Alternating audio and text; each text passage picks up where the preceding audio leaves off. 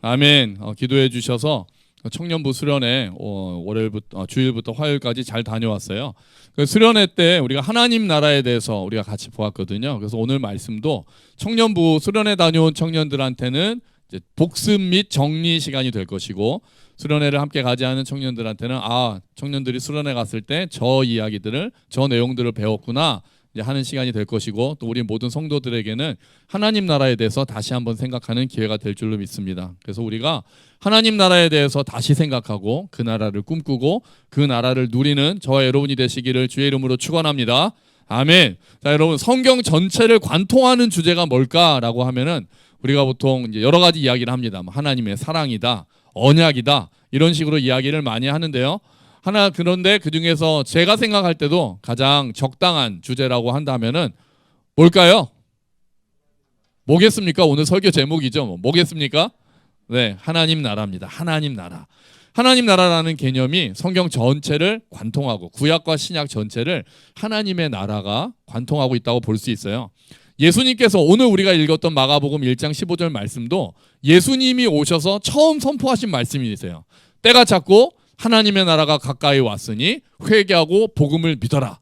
그러니까 마가복음이 딱 그 모든 성경 그 복음서 중에서 제일 먼저 쓰인 성경이거든요. 그러니까 예수님이 이 말씀을 하셨을 가능성이 많아요. 그 예수님이 부활하신 다음에는 뭐에 대한 말씀을 전하셨을까요? 그렇다면 답이 뭐겠습니까? 하나님의 나라입니다. 부활하신 다음에도 그래요. 사도행전 1장 3절 말씀을 보시면 같이 한번 읽어볼까요? 예수님은 40일 동안이나 이 사람들에게 나타나셨으며 하나님의 나라에 관해 말씀하셨습니다. 아멘. 이게 예수님 부활하신 다음에 40일 동안 승천하시기 전까지 40일 동안 이 땅에 계시면서 하나님의 나라에 대해서 말씀하셨다는 거예요.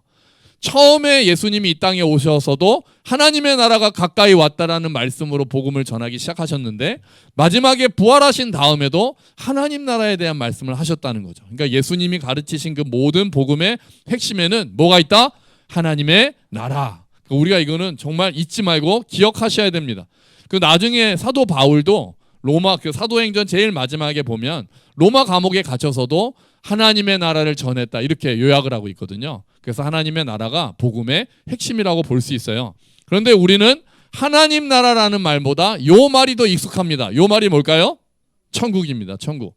하나님 나라라는 단어보다 천국이라는 말이 너무나도, 예전에는 천당까지 천국이라는 말이 너무나도 익숙해요. 왜냐하면 마태복음은 천국이 가까이 왔으니 회개하라, 이렇게 말씀하셨거든요.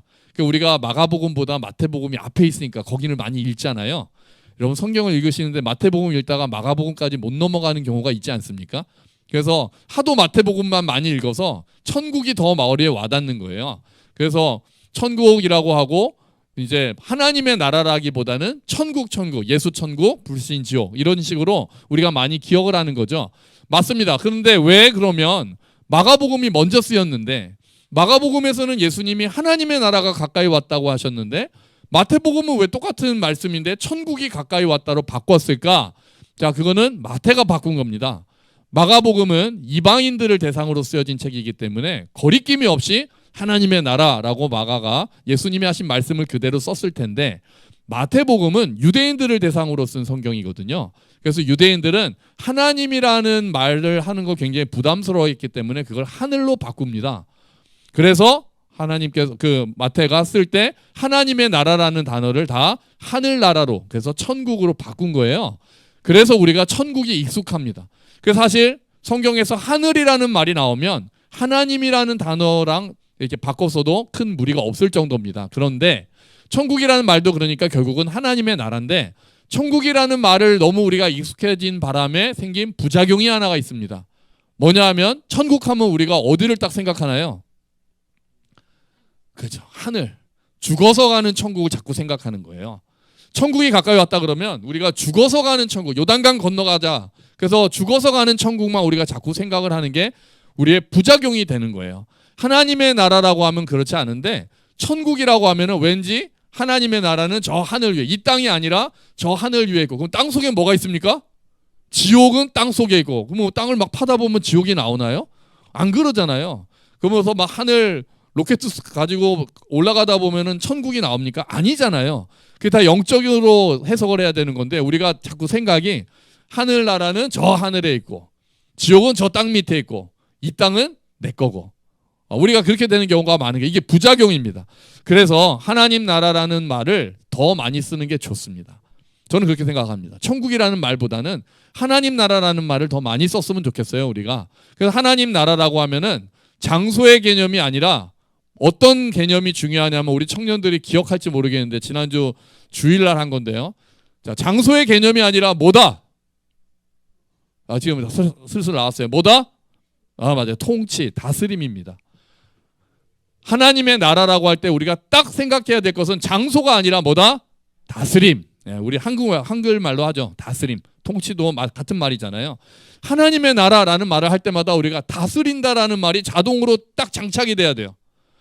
죽어서 가는 천국으로 생각하지 마시고 하나님의 나라 그러면 다스림. 하나님이 다스리신다. 이렇게 생각을 하는 게 좋은 거예요. 하나님이 다스리시는 곳이 하나님 나라입니다. 자, 그러니까 이 땅에도 하나님이 다스리시면 거기가 뭐가 되는 겁니까? 하나님의 나라가 되는 거예요. 이 땅에서도. 죽어서 천국 하면 우리가 자꾸 죽어서 가는 천국을 생각하지만 이 땅에도 그래서 우리가 찬송가도 그게 있잖아요. 주 예수와 동행하니 그 어디나 하늘나라. 그게 결국 하나님 나라라는 말이거든요. 우리가 죽어서가 아니라 이 땅에서 주님과 동행하면 초막이나 궁궐이나 다 하늘나라라고 고백하는 게 이 하나님의 나라 다스림의 의미가 있기 때문이에요. 또 한 가지 더. 하나님 나라라고 할 때 나라라는 말에 대해서도 생각해야 됩니다. 우리는 나라라고 하면은 민주공화국을 생각하잖아요. 우리가 그런 나라에 살고 있으니까. 하지만 성경이 쓰일 때 나라라고 하면은 누가 있었습니까?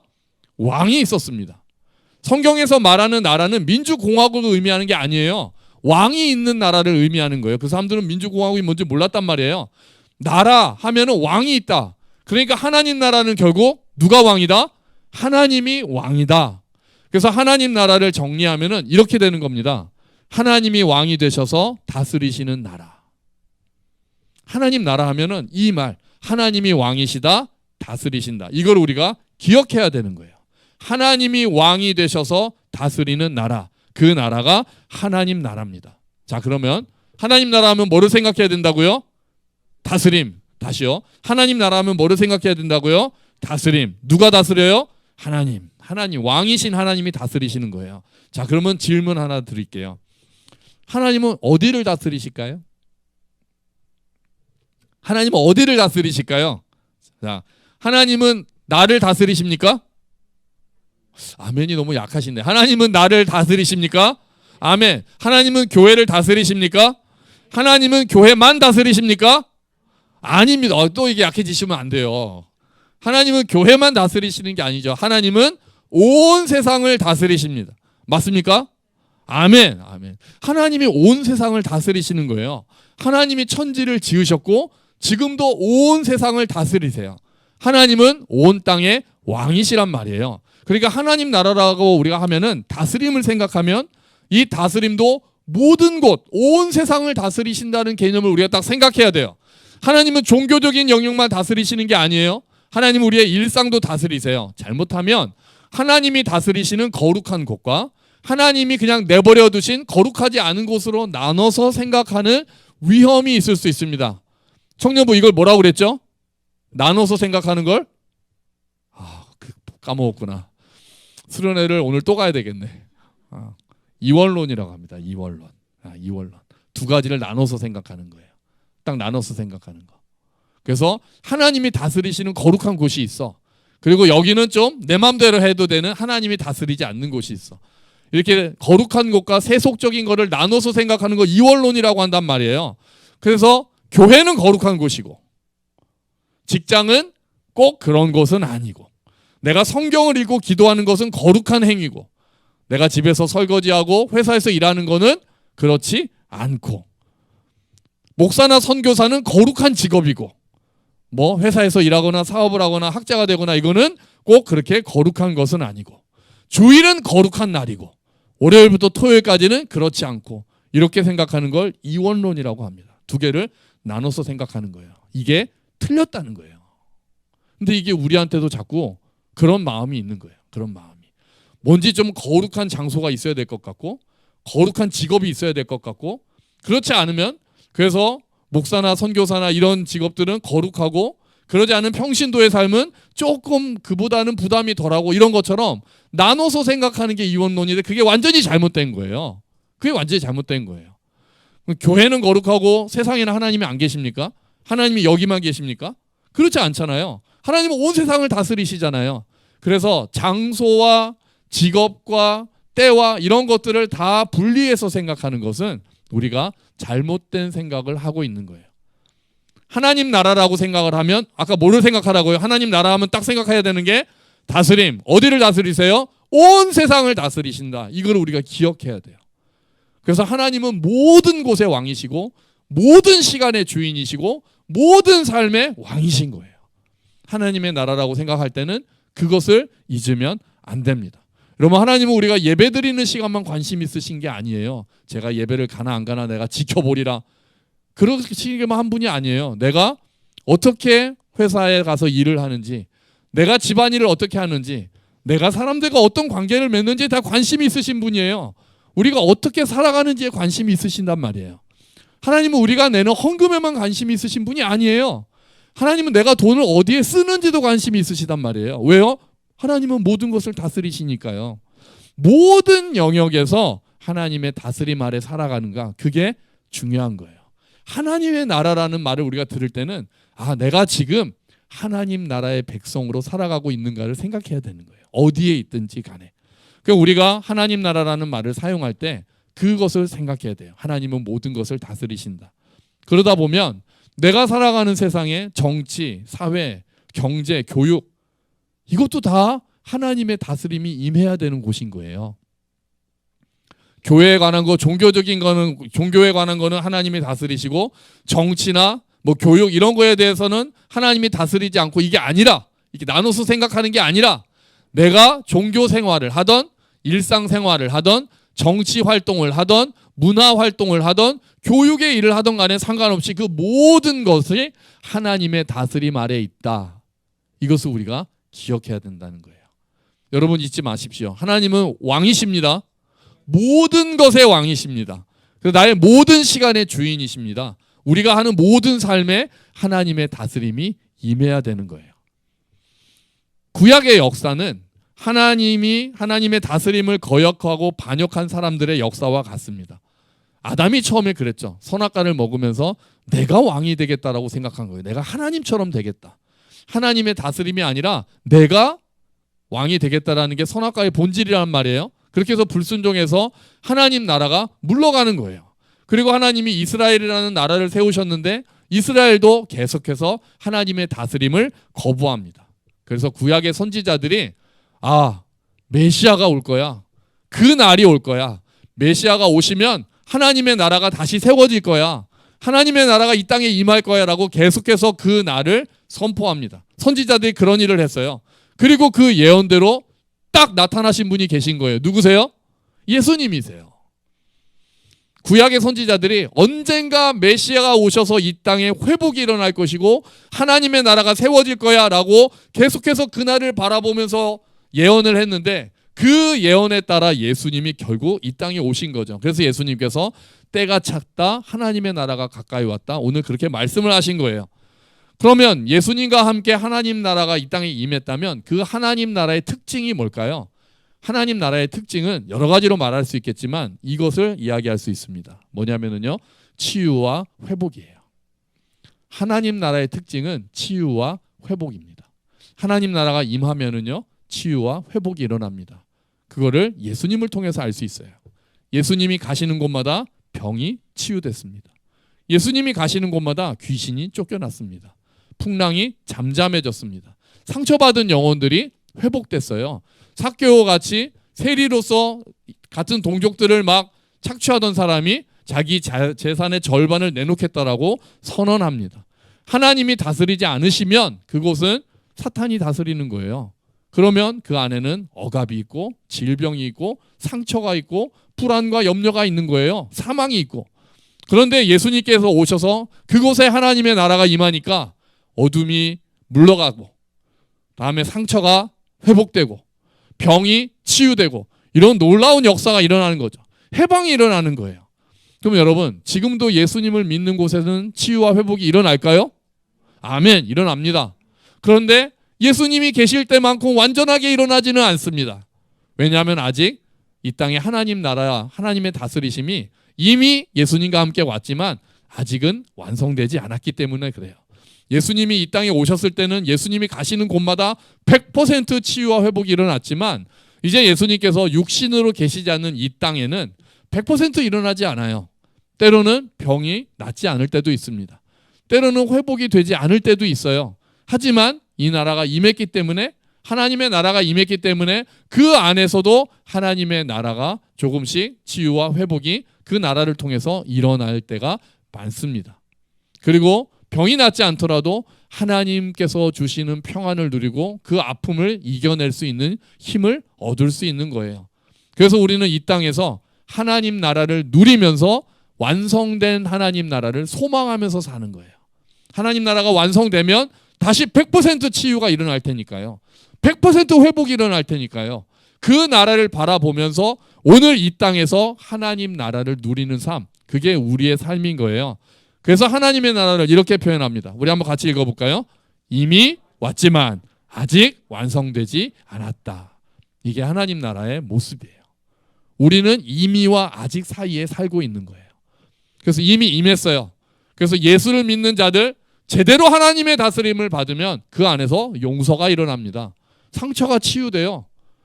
하나님께서 주시는 염려, 그 불안과 염려가 하나님께서 주시는 평안으로 떠나갑니다. 병이 낫기도 합니다. 관계가 회복되기도 합니다. 그런데 완전하게 일어나지는 않을 수는 있다는 거예요. 아직 완성되지는 않았기 때문에. 그래서 완성은 예수님께서 다시 오시는 날 일어나는 거고, 우리는 이 땅에서 한계를 가지고 그 나라를, 그날 하나님의 나라가 완성되는 날을 사모하면서 살아가는 거예요. 그런 한계가 있지는 하지만 그래도 우리는 이 땅에서 하나님의 나라를 맛볼 수 있습니다. 여러분, 말씀으로 상처가 치유되는 것을 경험할 수 있습니다. 우리가 기도하다가 용서의 마음이 우리 안을 가득 채울 수가 있어요. 관계가 회복되는 것을 경험할 수 있습니다. 분열과 다툼이 있던 곳에 회복과 치유가 일어날 수 있습니다. 병이 낫기도 합니다. 몸과 마음의 질병이 나을 수 있습니다. 하나님의 다스림이 깊이 임한 곳에는 지금도 치유와 회복이 일어나는 줄로 믿습니다. 그래서 우리가 그 치유와 회복을 이 땅에서 누리기를 소망하면서 사는 거예요. 그래서 우리가 기도할 때마다 주님, 나를 온전히 다스려 주시고 우리 교회를 온전히 다스려 주시고 우리 가정을 온전히 다스려 주십시오라고 기도하는 거예요. 그리고 이 땅에 하나님의 통치가 임하기를 원합니다. 우리가 계속해서 그렇게 기도하는 거예요. 하나님의 나라가 오게 하시며, 주기도문이 그 기도잖아요. 예수님이 그렇게 기도하라고 하셨잖아요. 하나님의 나라가 이미 임했으니 그 나라가 더 깊이 임하게 해달라고 기도하는 거예요. 여러분, 그러면 어떤 사람이 그 하나님의 나라에 들어갑니까? 하나님의 나라가 가까이 왔다라고 하셨는데 어떤 사람이 그 나라에 들어갔습니까? 예수님 때 하나님의 나라가 가까이 왔다고 하는데 어떤 사람들은 그 나라에 들어가지 못했습니다. 어떤 사람들은 그 나라에 들어갔어요. 그럼 어떤 사람들이 들어갔을까요? 우리가 한 가지 먼저 생각해야 될 거는 그 나라는 특별한 사람이 들어가는 것은 아니라는 거예요. 평범한 사람들이 들어갑니다. 예수님께서 제자들을 부르실 때 보시면 제자들이 특별한 사람이었습니까? 그 당시에 굉장히 어떤 사람들이었어요? 뭐 지식이 많은 사람들, 돈이 많은 사람들, 그런 사람들이 아니었어요. 오히려 그런 사람들은 하나님의 나라에 들어가는 것을 거부합니다. 평범한 사람들, 어부, 세리, 열심당원, 이런 사람들이 예수님의 초청을 받아서 그 나라에 들어갔어요. 오히려 세상에서 따돌림을 받던 사람들이 예수님의 말씀을 믿고 그 나라에 들어갑니다. 그런데 그 제자들은 3년 동안 예수님을 따라다니면서도 별로 발전하지 않았습니다. 예수님을 그렇게 따라다녔는데도 예수님을 다 이해하지 못했어요. 십자가를 이해하지 못했습니다. 나중에 부활하신 예수님을 만나고서 시간이 지난 다음, 그리고 오순절 성령이 오신 다음에야 담대해지고 하나님의 나라를 이해하기 시작했어요. 그런데 그게 다행인 거예요, 우리한테는. 왜요? 우리는 다 평범하니까요. 그럼 우리가 점수, 합격, 예수님 나라, 하나님 나라에 들어가는 데 있어서 기준이 있어서 그 시험 봐가지고 누구는 합격, 누구는 불합격된다면은 우리 중에 합격할 사람이 얼마나 되겠어요? 착하게 산 사람이 그 나라에 들어간다. 그럼 이 중에서 나는 착하니까 하나님 나라에 들어갈 수 있어라고 말씀하실 분이 몇 분이나 계시겠어요?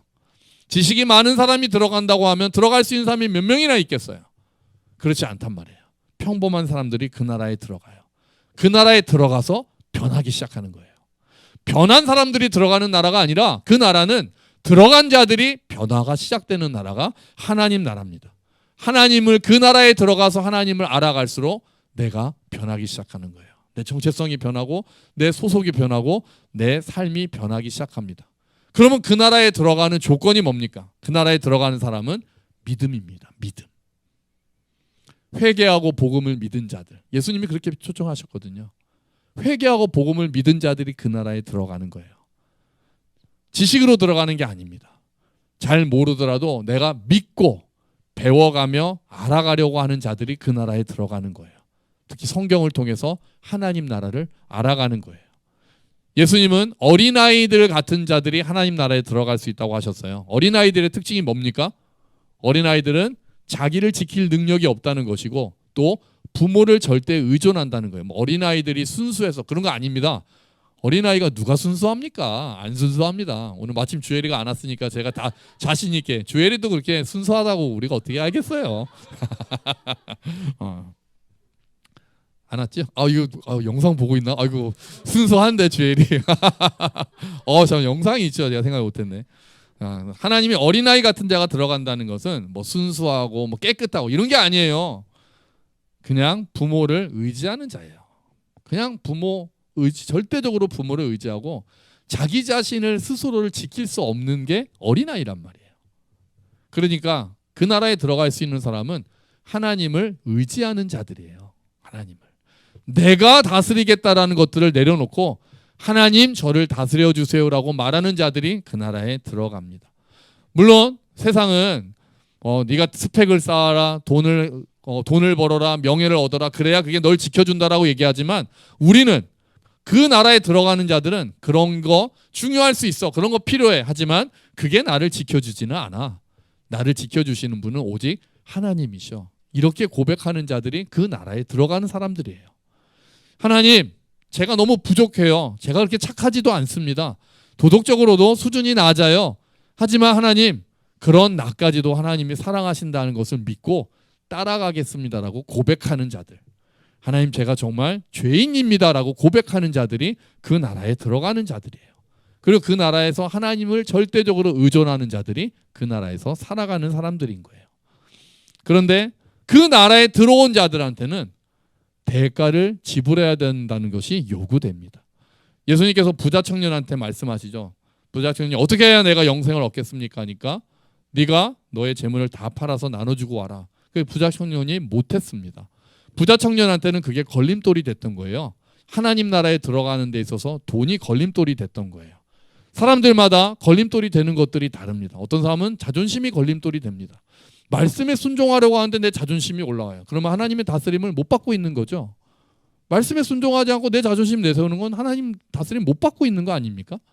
어떤 사람은 명예가 네가 낮아져서 섬길 수 있겠느냐? 그거는 내가 좀 안 될 것 같은데요. 그러면 하나님 나라의 다스림을 받지 못하는 거예요. 어린아이 같은 게 아닌 거죠. 절대적으로 하나님을 의존하는 사람이 하나님 나라에 들어가 그 나라의 다스림을 받는 거예요. 그래서 우리가 하나님 나라의 다스림을 받고 그 나라를 누리기 위해서는 우리가 대가를 지불하는 것들이 있어야 돼요. 우리가 시간을 들여야 합니다. 노력을 들여야 돼요. 착하게 살려고 노력하는 것이 아니라 하나님을 알아가기 위해 힘써야 합니다. 그럴수록 더 많이 누리는 거예요. 하나님을 모르면 못 들어와가 아니라 하나님을 내가 더 알고 싶어지고 하나님을 더 알아갈수록 하나님 나라를 더 깊이 누리는 거예요. 이 땅에서 치유와 회복을 더 많이 누릴 수 있다는 거예요. 우리가 성경도 안 읽고 기도도 안 하고 예배도 안 드리고 하면서 하나님 나라의 다스림을 그리고 그 치유와 회복을 누리기를 원한다면 뭔가 안 맞는 거죠. 내 마음이 있는 곳에 그 나라의 다스림이 우리를 감싸기 때문에 그래요. 때로는 버리는 것도 필요합니다. 때로는 포기해야 될 게 있어요. 관계를 포기해야 될 수도 있습니다. 예수님 말씀하셨잖아요.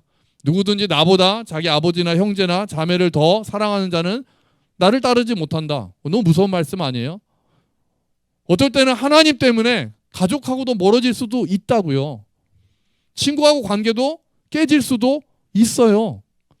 돈 다 버려야 될 수도 있어요. 모든 사람에게 똑같이 적용되는 영역은 아니지만 어떤 사람들에게는 알아요. 내가 하나님 나라를 들어가는데 방해되는 것들, 내가 어떤 취미를 버려야 될 수도 있고요. 내가 포기해야 될 것들이 있을 수 있어요. 내 자존심 내려놔야 될 때가 있어요.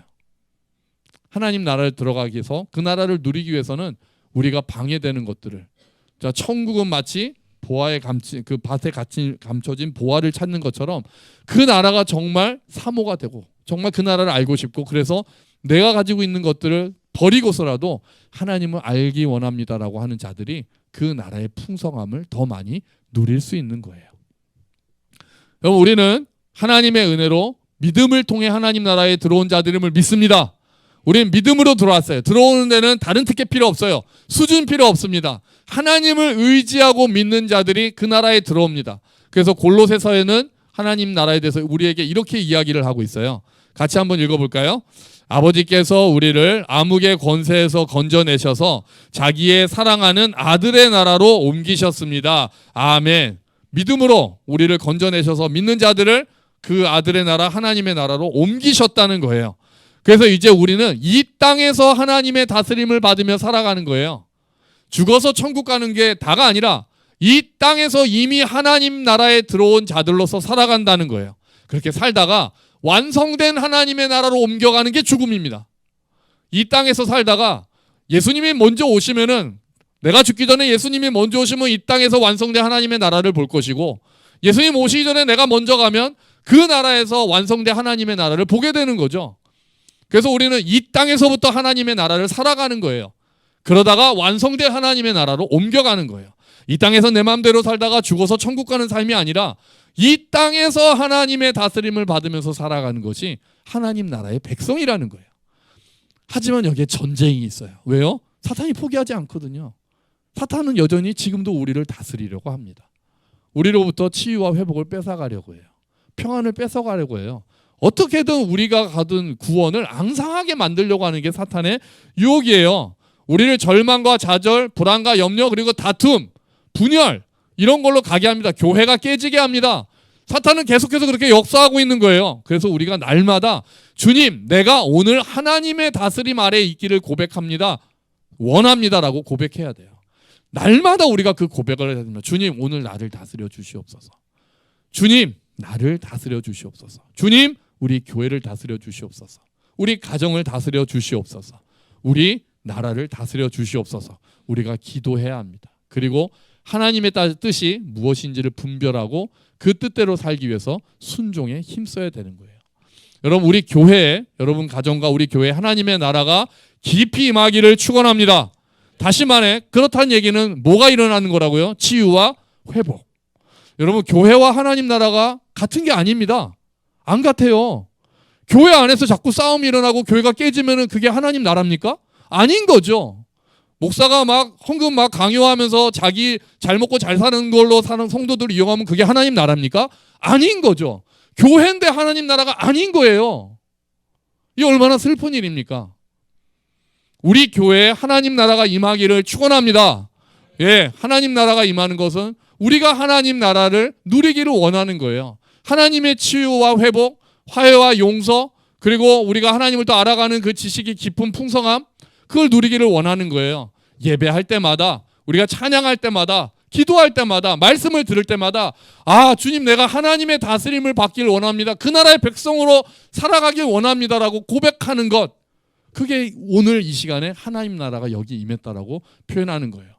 삭개오가 그렇게 얘기하잖아요. 내 재산 다 절반 바치고 내가 누구 걸 뺏었으면은 내가 다 갚겠습니다. 그랬더니 뭐라고 임합니까? 예수님 말씀하십니까? 하나님 나라가 여기 임했다.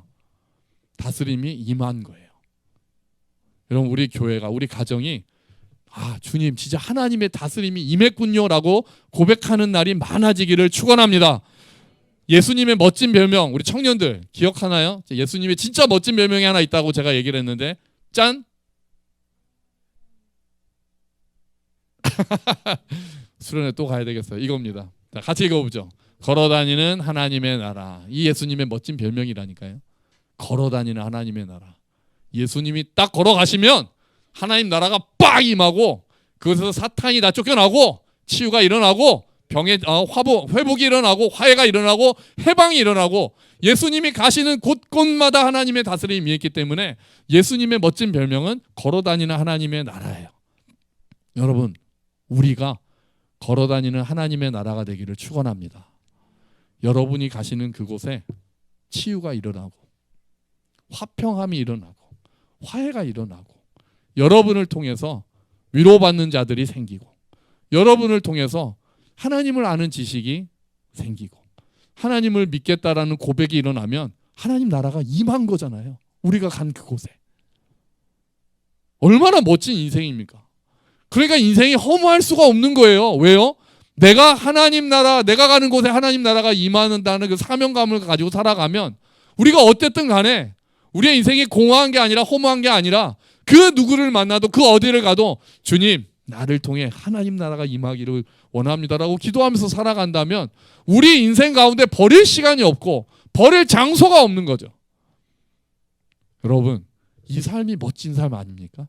하나님의 다스림을, 하나님의 나라를 임하게 하는 일들. 여러분, 우리 함께 걷는 교회 식구들 모두 하나님의 걸어다니는 하나님의 나라가 되기를 축원합니다. 그래서 우리가 우는 자들의 눈물을 닦아주고 마음 아픈 자들의 상처를 위로하고 넘어진 자들을 일으켜주기를. 그래서 우리가 가는 곳마다 하나님의 기쁨이 가득하고 하나님을 알아가는 기쁨이 가득하고 치유와 회복이 일어나기를 주의 이름으로 축원합니다. 아멘. 우리 같이 기도하죠.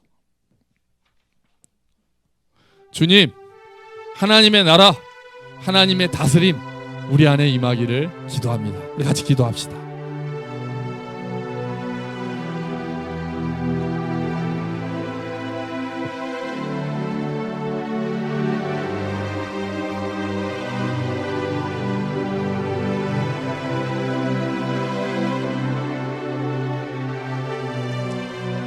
아버지, 치유가 일어나게 하여 주시옵소서.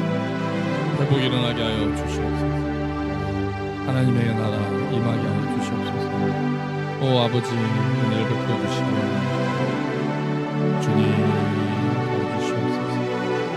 주님 도와주시옵소서. 아버지, 주님.